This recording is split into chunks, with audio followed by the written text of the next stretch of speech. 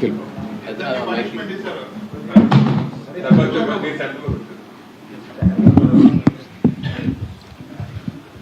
ఇది కొంచెం ఒక రకమైన ఎమోషనల్ ఇష్యూ, అందువల్ల మిగతా వాళ్ళకి సంబంధం లేదని చెప్పాను.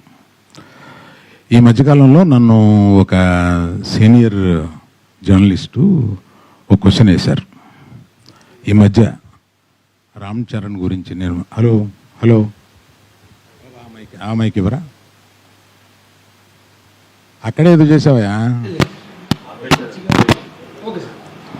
హలో. ఈ మధ్య దిల్ రాజు గారిని నేను నా స్టేజ్ మీద ఆహ్వానించి చెప్పేటప్పుడు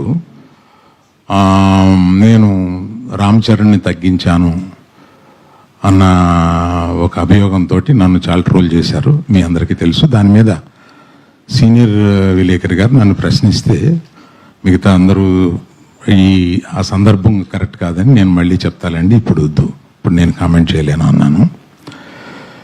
దాని మీద మీకు అంటే పబ్లిక్కి నేను చెప్పాలని అనుకున్నది ఏంటంటే, ఆ రోజు దిల్ రాజు గారిని ఆహ్వానిస్తూ ఆయన ఒక్క వారం రోజుల్లోనే కష్టాలు నష్టాలు ఇన్కమ్ ట్యాక్స్లు ఇవన్నీ అనుభవించారు అని పరిచయం చేయడానికి ఇన్అడ్వర్టెంట్లీ అంటే యాదాల ఉద్దేశపూర్వకం కాకుండా ఆ మాట అనాల్సి వచ్చింది. దానికి మెగా అభిమానులు చాలా ఫీల్ అయ్యి దాన్ని ట్రోల్ చేసి నన్ను ట్రోల్ చేసి చేశారు.